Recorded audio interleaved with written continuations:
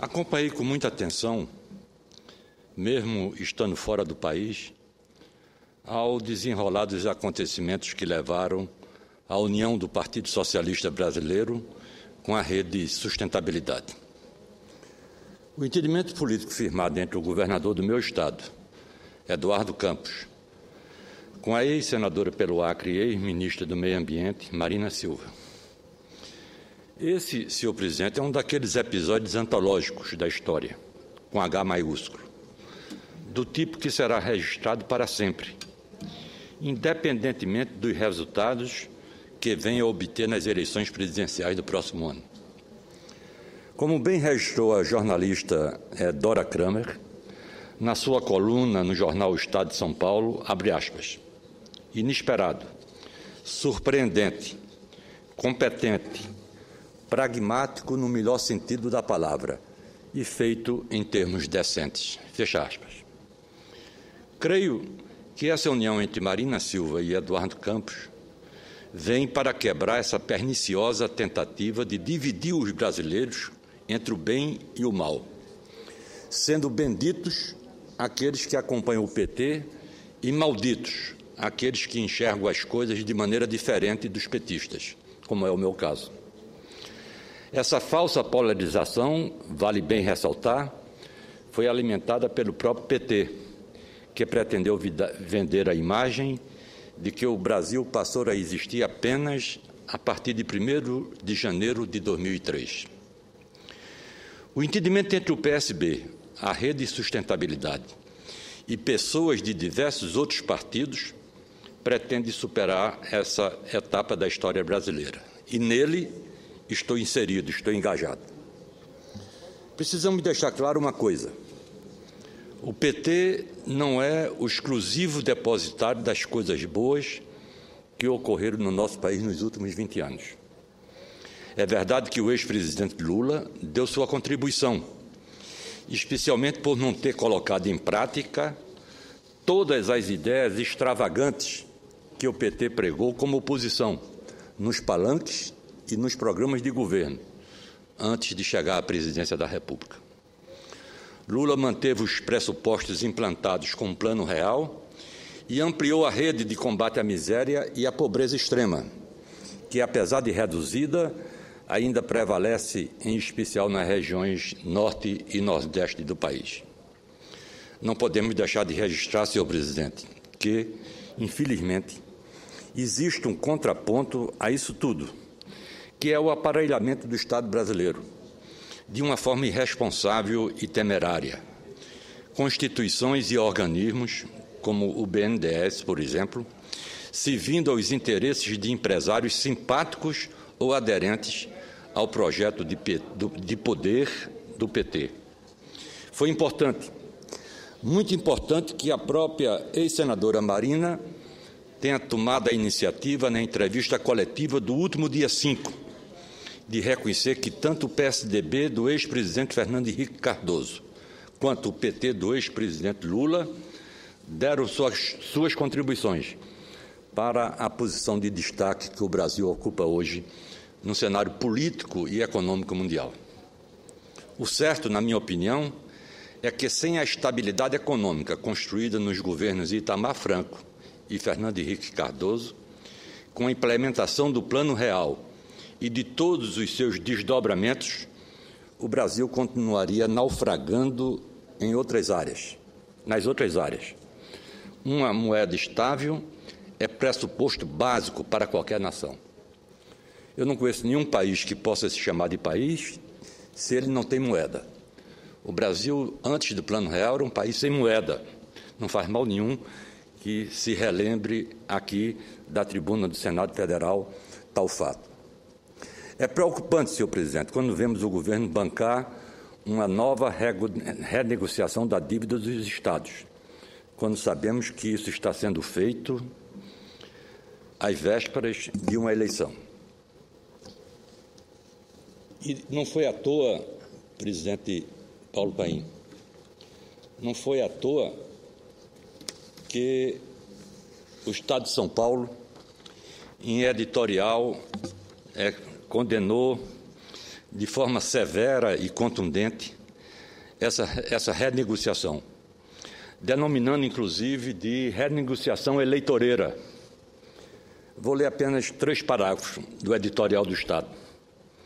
Está muito longe de ser mera coincidência o fato de o governo federal ter acertado com o Congresso uma fórmula para aliviar a dívida de estados e de municípios, no momento em que o prefeito paulistano, Fernando Haddad, do PT, precisa urgentemente de recursos financeiros.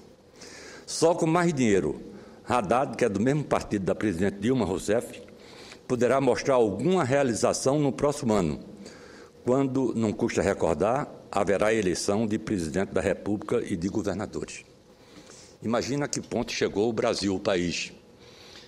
Se renegocia uma dívida, eu fui governador do Estado 2 vezes, em Pernambuco, e as pessoas que naquela época, logo após a primeira negociação da dívida, me procurava para vir a Brasília para fazer uma renegociação, eu dizia pura e simplesmente, eu tenho vergonha de falar com um ministro da Fazenda ou com o presidente da República, seja ele quem for, para renegociar uma dívida que foi renegociada por 25 anos, 30 anos e a juros bem inferiores a juros de mercado. Me negava a senadora Ana Amélia terminantemente a participar de reuniões de governadores para uma renegociação naquela época.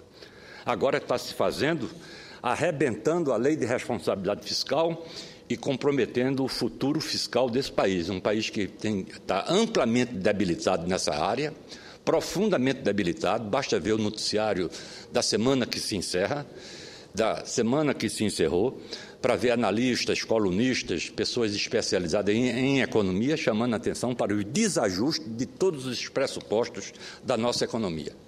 Voltando ao editorial do Estado de São Paulo. Resta saber como essas mudanças poderão ser feitas, sem violentar a Lei de Responsabilidade Fiscal. Em vigor desde 2000, a Lei de Responsabilidade Fiscal foi e tem sido essencial para assegurar a gestão mais responsável do dinheiro do contribuinte. E conclui o editorial. Mudar esse dispositivo da Lei de Responsabilidade Fiscal implicará tirar-lhe um de seus elementos essenciais. Seria um gigantesco retrocesso institucional que a nação não perdoaria. Eu ocupei faz tempo, aqui mesmo nesta tribuna, ocupei esta tribuna para denunciar naquela época um projeto que tramitava na Comissão de Constituição e Justiça, de que, aprovado, comprometeria profundamente a Lei de Responsabilidade Fiscal, que era a pretexto de flexibilizar, entre aspas, queriam modificar a Lei de Responsabilidade Fiscal para beneficiar maus gestores, para beneficiar aqueles que não conseguiram responder, acompanhar, obedecer os pressupostos da Lei de Responsabilidade Fiscal e queriam uma renegociação. Por isso, presidente, é que eu volto a dizer que é preocupante quando vemos o governo bancar uma nova renegociação da dívida dos estados, quando sabemos que isso está sendo feito às vésperas de uma eleição. Precisamos de uma reforma tributária que redistribua os recursos públicos hoje concentrados nas mãos da União. Senhoras senadoras, senhores senadores, guarda um simbolismo muito grande o fato de Eduardo e Marina terem sido ministros do governo Lula, pois eles não foram auxiliares apagados, sem expressão, como ocorre hoje com a maioria dos 39 ocupantes da esplanada dos ministérios. Alguns que, se forem vistos nas ruas ou aqui neste plenário, não serão sequer identificados. Marina e Eduardo tiveram gestões elogiadas, destacadas e reconhecidas, em 2 áreas estratégicas para o futuro do Brasil que almejamos: meio ambiente e ciência e tecnologia. Eduardo e Marina falam e falarão com credibilidade sobre o que avançou e deve ser mantido, e sobre o que precisa urgentemente ser mudado no planejamento governamental. Como ex-colegas da presidente Dilma Rousseff, eles conhecem suas fragilidades, o seu jeito prepotente de ser, apesar de todo o esforço do marketing governamental para mudar esse perfil que aqui em Brasília todos conhecem. Esse cenário acendeu a luz de alerta entre os palacianos, que, apesar das dificuldades dos últimos meses, parece que não perderam a prepotência e a arrogância demonstradas com requintes pelo marqueteiro João Santana na agora tristemente célebre entrevista à revista Época. Santana não apenas comparou Dilma Rousseff a uma deusa grega, como classificou os seus adversários de anões. Politicamente incorreta ao extremo, para dizer o mínimo da coleção de baboseiras jogadas ao léu pelo quase onipresente senhor João Santana. Numa campanha bancada com recursos públicos, João Santana lidera uma campanha eleitoral sem disfarces. O marqueteiro petista escolhe da roupa vermelha da presidente ao discurso que ela faz nas Nações Unidas. Ninguém sabe onde começa a chefe de Estado e termina a candidata à reeleição. A história, senhor presidente, mas vale também, senhor presidente, antes de continuar o meu discurso, vale o que escreveu o jornalista e responsável pelo blog Josias de Souza. É um blog do dia 11, a gente está no dia 14, no dia 11 de outubro corrente. Durante 5 horas, a Alvorada virou o comitê eleitoral. Imagina isso na época do PT, oposição. Um presidente da República ocupar a Alvorada por 10 minutos, 15 minutos, 20 minutos, meia hora para uma reunião eleitoral. Durante 5 horas, a Alvorada virou o comitê eleitoral. A pretexto de receber Ratinho é um apresentador, como todos sabem, da televisão brasileira. Em pleno horário de expediente, ela, Dilma Rousseff, converteu o Palácio da Alvorada em comitê eleitoral durante 5 horas. Dilma recebeu o padrinho Lula, o marqueteiro João Santana, o presidente do PT, Rui Falcão, o ministro Aloysio Mercadante e o ex-ministro Franklin Martins.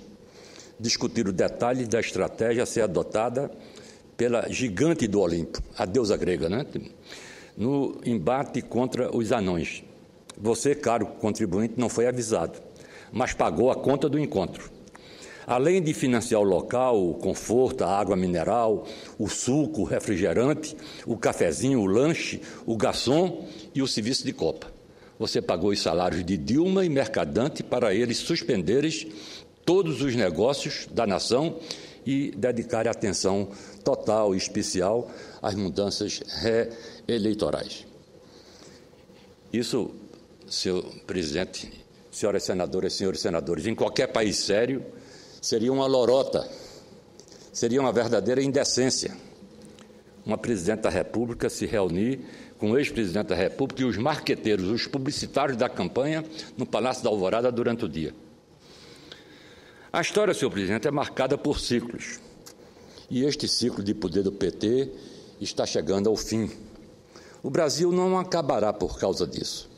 É chegada a hora do nosso país se permitir um salto qualitativo para que possamos construir uma nova lógica governamental, sob outros parâmetros políticos e de gestão pública. Tudo na natureza é assim, senadora Ana Amélia. Tudo na natureza é assim, nasce, cresce, vive e um dia morre, abrindo caminho para a renovação. É o ciclo da vida, é o próprio ciclo da vida. Eu vislumbro, senador Dornelles, na união entre Eduardo Campos e Marina Silva o melhor caminho para esse novo jeito de fazer as coisas funcionarem. O despreendimento demonstrado por essas duas lideranças no último dia 5 surpreendeu a todos. Tenho certeza de que eles reúnem as condições para continuar surpreendendo, sempre de maneira positiva. No entanto, senhoras e senhores senadores, não deixa de ser irônico que petistas e alguns dos seus aliados venham a público questionar Marina e Eduardo por motivos opostos. A ex-senadora por pretensamente não buscar alianças, por ser uma radical, e o governador por filiar quadros ao PSB nos estados onde o seu partido é frágil. O choque com essa união foi tão grande que perderam até o senso do ridículo, com a diversidade de sandices que os aliados do governo espalharam pela imprensa e nas redes sociais nos últimos dias. tragicamente, os aliados do PT, acusa Marina das mesmíssimas coisas que diziam de Lula no passado. Eu ouço Vossa Excelência com muita atenção, senadora Ana Amélia. Caro senador Jarbas Vasconcelos, eu queria cumprimentá-lo pela abordagem deste tema tão relevante e renovar a minha crença de que tudo isso está acontecendo muito pela antecipação indevida, inadequada, do processo sucessório de 2014. Temos muitas coisas a fazer neste país e estamos gastando energias num debate que é relevante, mas não é o essencial e o momentoso, dadas as necessidades que temos.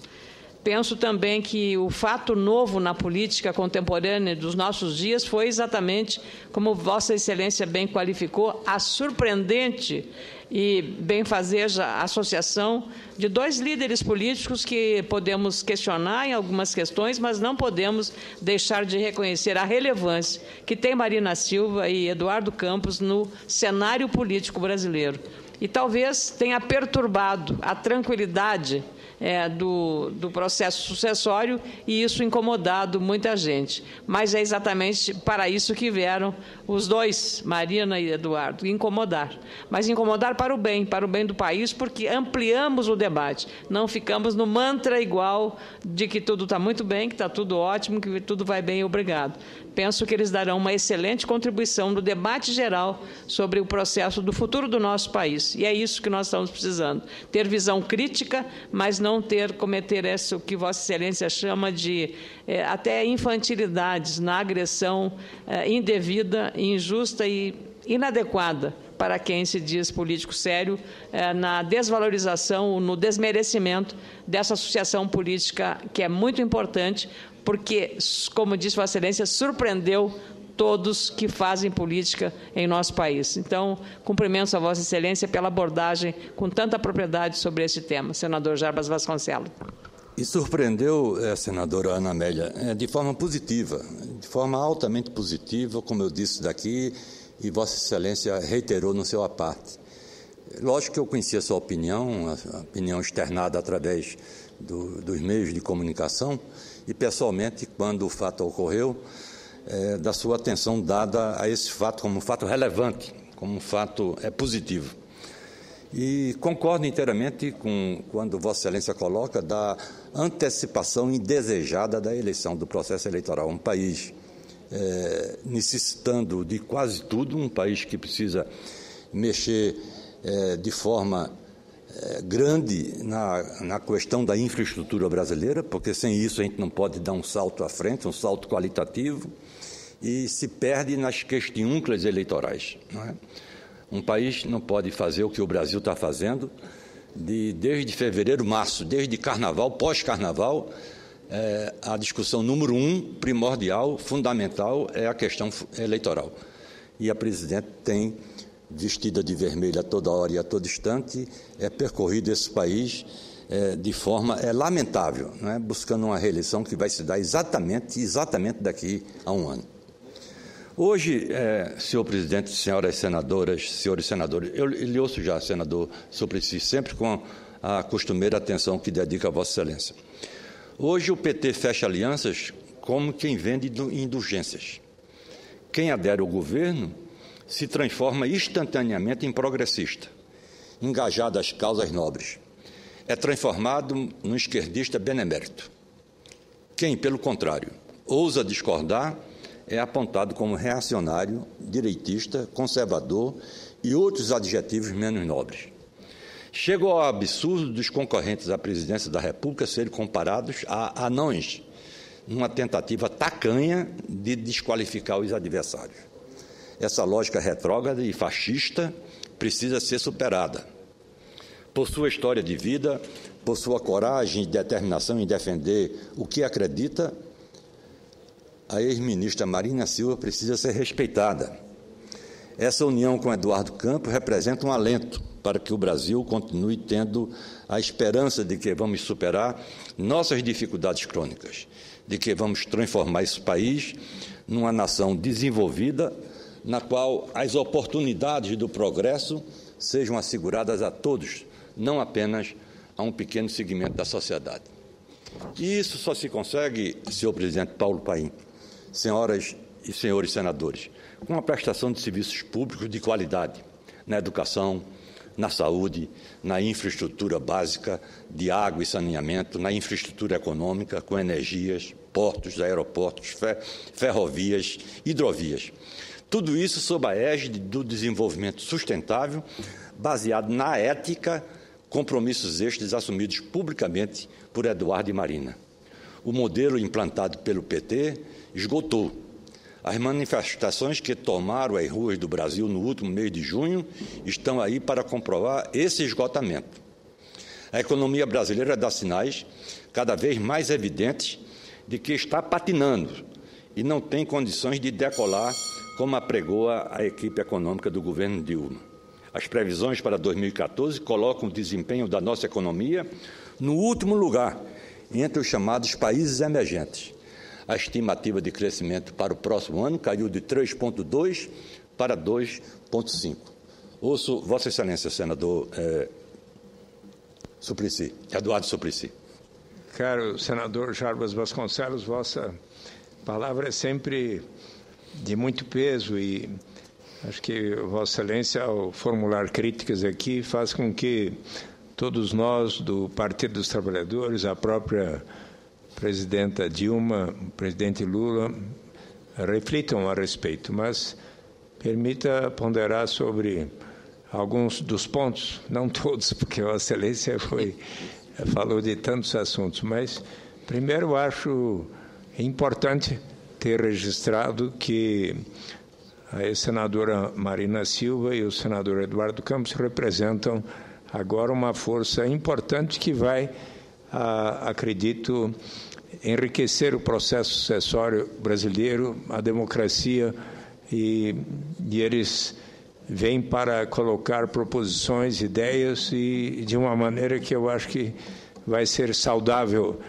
inclusive para a presidenta Dilma Rousseff, que eu aqui assinalo.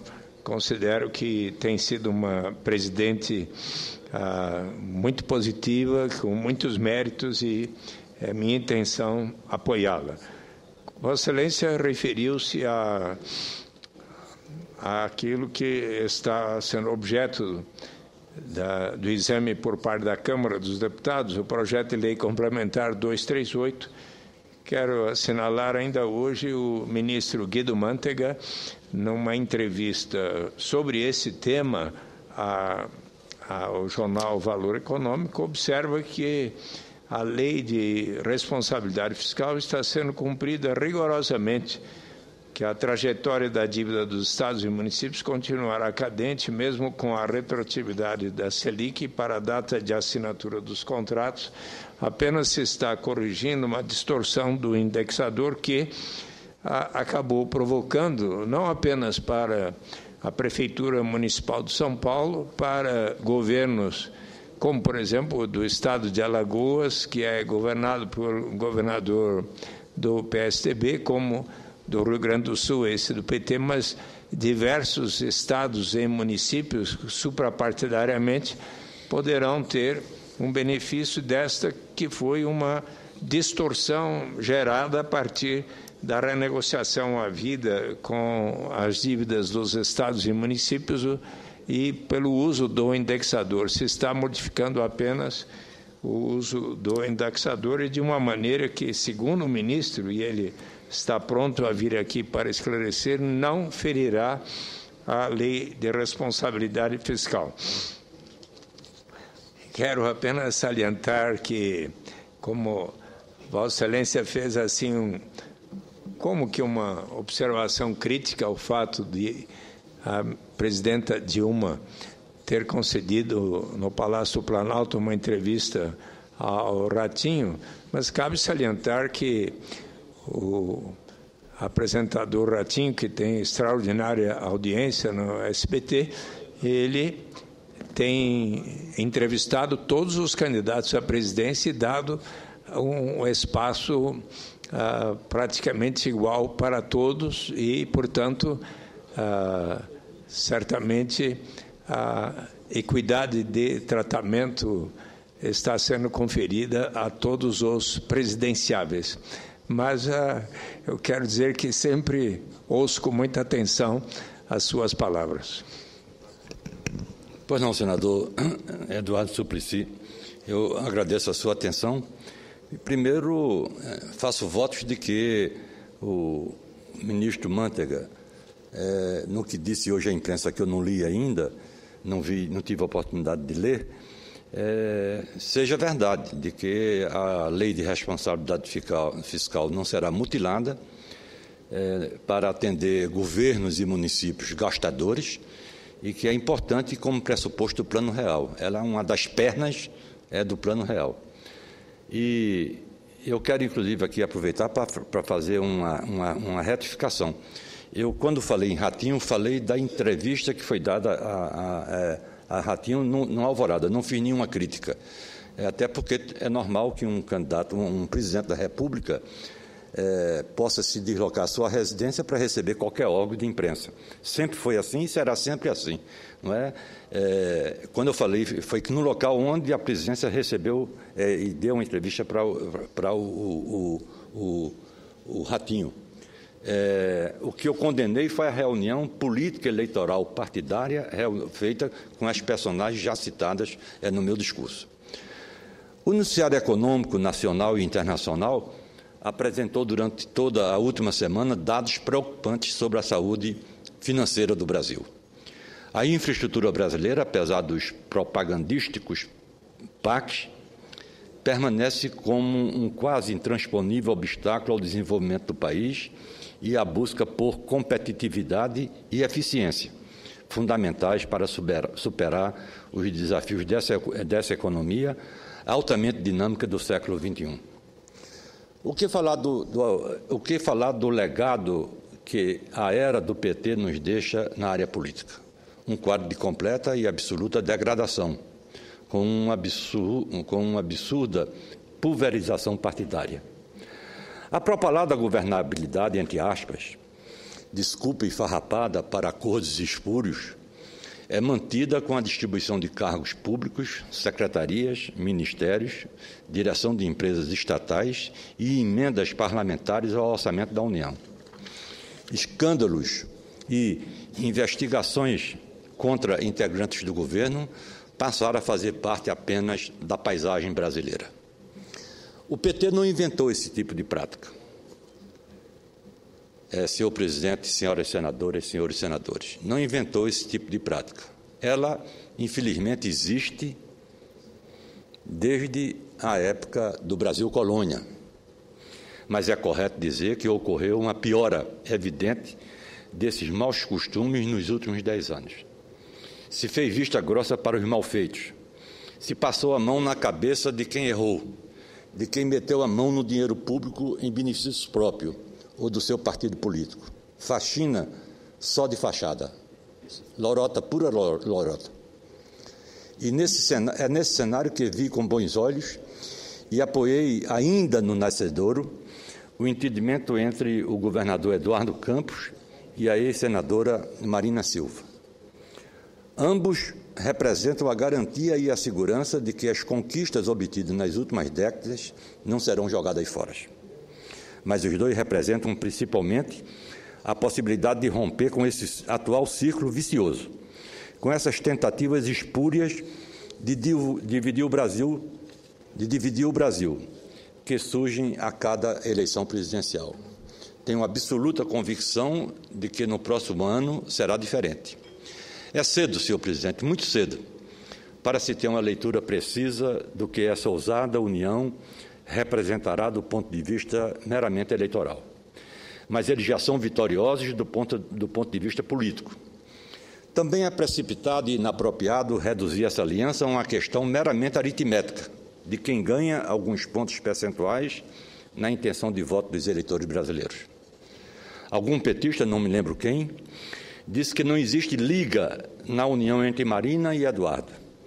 Talvez ele se refira à liga que uniu o PT ao meu partido, o PMDB. Uma cola adesiva baseada apenas em espaços de poder, no amplo cardápio ministerial de 39 pastas. Foi por causa desse tipo de cola, de liga, que os brasileiros foram às ruas. Só não leu bem quem é analfabeto político.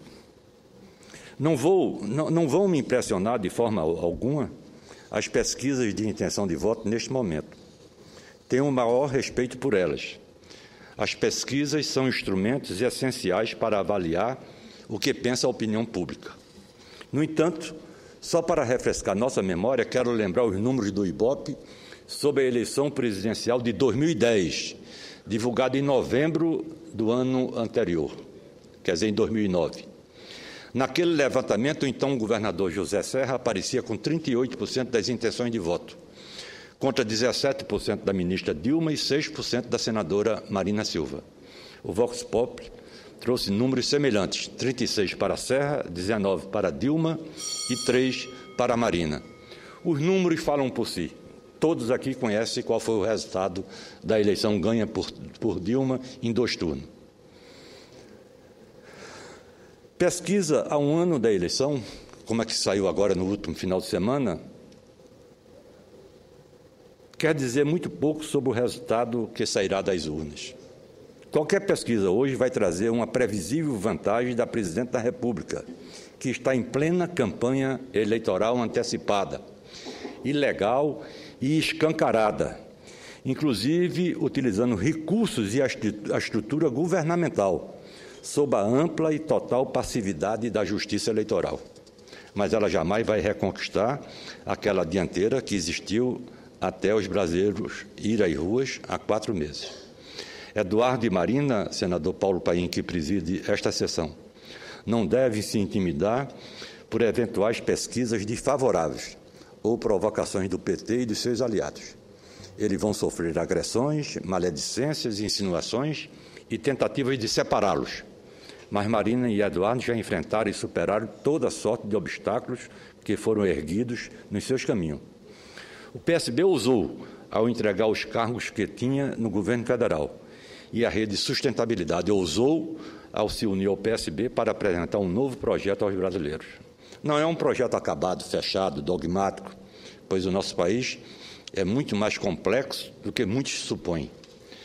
É por isso que vejo como fundamental que o governador Eduardo Campos e a ex-senadora Marina Silva busquem firmar entendimentos com outras lideranças, com pessoas de todo o país, de vários partidos políticos, que estão dispostos a construir um novo Brasil que não vai simplesmente destruir o que está aí e foi conquistado a duras penas. Para concluir, senhor presidente, vamos construir um novo jeito de apontar soluções inovadoras e sustentáveis para os velhos problemas que permanecem nos assombrando. Quero concluir essa minha fala recorrendo ao pensamento de um brasileiro que dedicou sua vida a construir esse Brasil sonhado por Eduardo e Marina, o paraibano Celso Furtado, abre aspas. Não tenho dúvida de que sempre existirá espaço para o exercício da vontade política, quando esta se manifesta com o vigor adequado. Fecha aspas. Essa aliança entre Marina e Eduardo une isso tudo. Compromisso, vontade política, vigor, coragem e determinação. São os ingredientes, senhoras senadoras, senhores senadores, necessários para que a gente acredite em um novo futuro, um futuro que será sempre possível. Muito obrigado. Esse foi